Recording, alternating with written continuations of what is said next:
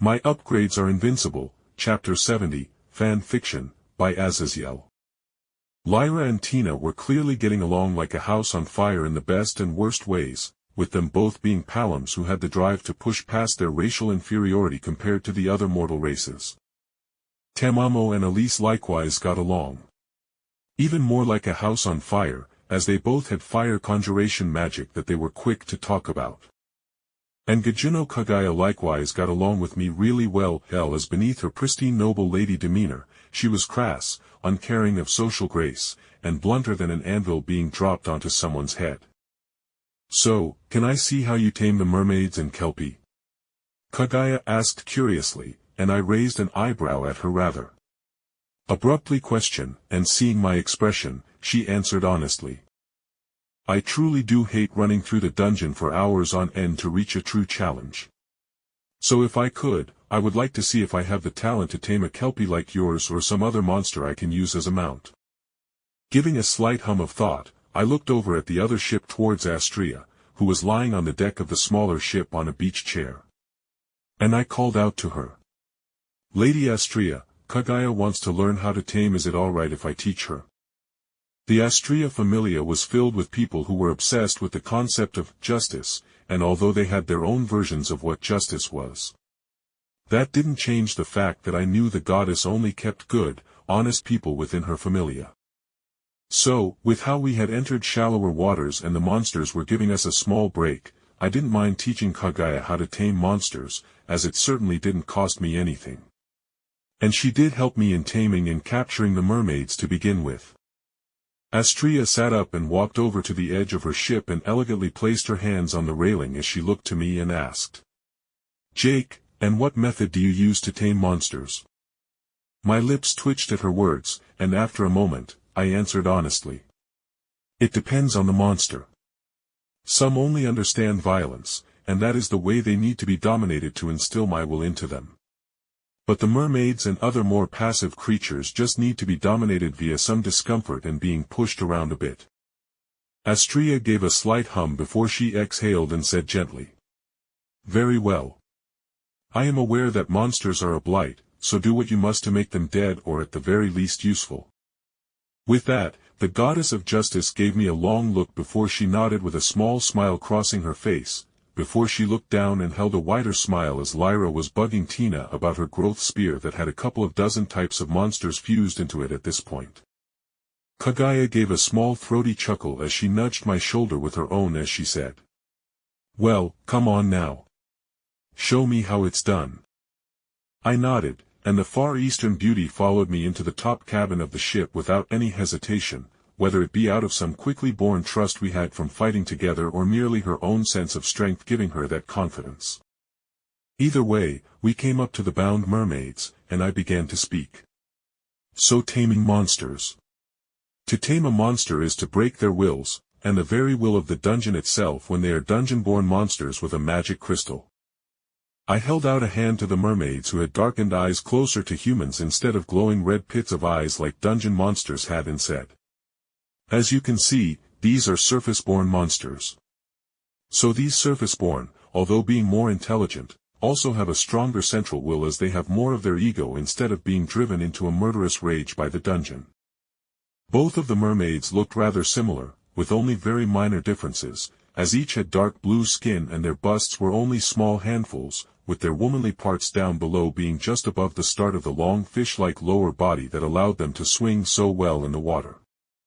So with a stronger ego, they are less likely to mentally break due to torture or heavy-handed violence, especially in the case of these mermaids which are extremely passive. I spoke as I came up to the mermaid and then taking hold of one of the mermaids I picked her up and moved her into a chair with Kaguya standing behind me with her arms wrapped around her ample chest as she watched me. Taking a breath, I continued more quietly and in a deeper voice. A monster like an infant dragon, even a surface one. You need to beat the tar out of it to make it understand you are the boss of it. You are their master. But a communal monster who is super passive like this mermaid? It requires a more subtle touch. The mermaid whimpered as I firmly grabbed it by the hair, and I pulled its head back so it was forced to look up towards me as I loomed over it. And with its upper chest pushed out towards me, I used the instincts given to me from my enhanced taming and upgrade skill I got from my level up, to thread my other hand through its hair and begin binding it up into a single rope of hair. Doing a monster's hair. We'll tame it? Kaguya asked, amused as hell, but I just chuckled at the disbelief in her voice as I answered calmly. Oh, for mermaids, yes. But for mermen, for example, hell no. This isn't me tying up her hair, no, this is me binding one of her sensory organs, as mermaids can sense water currents through their hair. For mermen. Yeah, it's back to beating them with a stick while they are covered in a heavy net to make them submit. Giving the mermaid's sensitive hair a couple of firm but not cruel tugs, the mermaid whimpered. And then, as I pulled her head to the side to expose her neck, I drew a hand across the human-like neck. With her head lolling back with a shudder as my hand went over her gills. And that overwhelming sensation was enough as my will clicked within her monstrous mind, and a slight blue glow entered her eyes marking her as being tamed by myself. Kaguya leaned closer to the mermaid, seeing the blue light within the monster's eyes, and gave a slight hum and spoke casually. Well, this is interesting. Can we move on to the kelpies? That is the monster I want to tame for myself with how unbelievably useful it would be within the dungeon.